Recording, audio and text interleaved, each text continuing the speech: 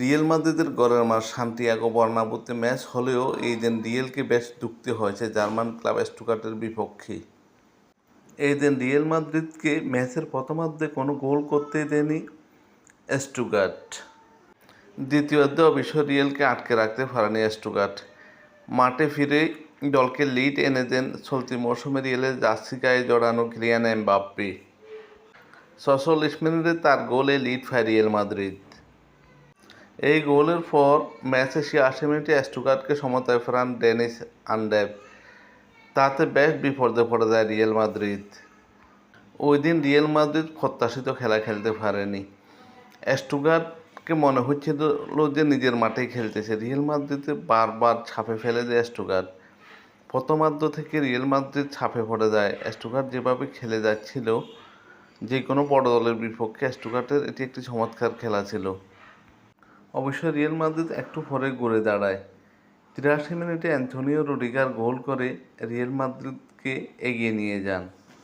এই গোলের পর ম্যাচে যোগ করার সময় দারুণ এক গোল করেন এনরিক। ৯৫ মিনিটে গোল করে ব্রাজিলিয়ান তরুণ ফরোয়ার্ড রিয়াল মাদ্রিদকে বড় ব্যবধানে জয় পেতে সাহায্য করেন।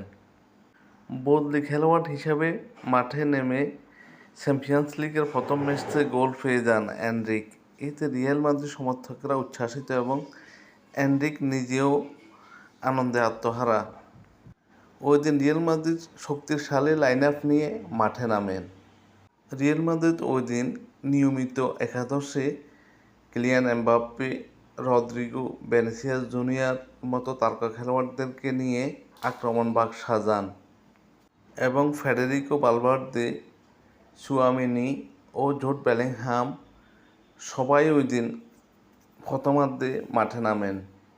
শক্তিশালী স্কোয়াড নিয়ে মাঠে নেমেও রিয়াল মাদ্রিদ যেন স্টুটগার্টের বিপক্ষে খুব একটা সুবিধা করতে পারতেছিল না।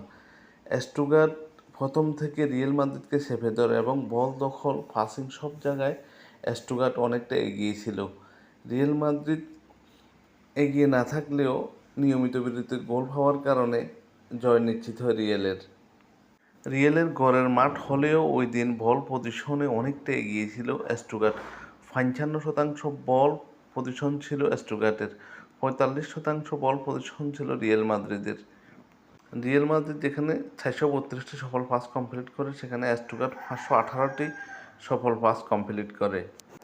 গোল পোস্ট লক্ষ্য করে রিয়াল মাদ্রিদ মোট ২০টি শট নেন। অন্যদিকে স্টুটগার্টও পিছিয়ে ছিল না, তারা ১৭টি শট নেয়। On target shot Real Madrid ৮টি, স্টুটগার্ট ৭টি। রিয়াল মাদ্রিদের ভক্ত সমর্থকদের চাওয়া চ্যাম্পিয়ন্স লিগ আবারও রিয়াল মাদ্রিদ জিতুক এবং ধারাবাহিকতা বজায় থাকুক এমন প্রত্যাশা রিয়ালের।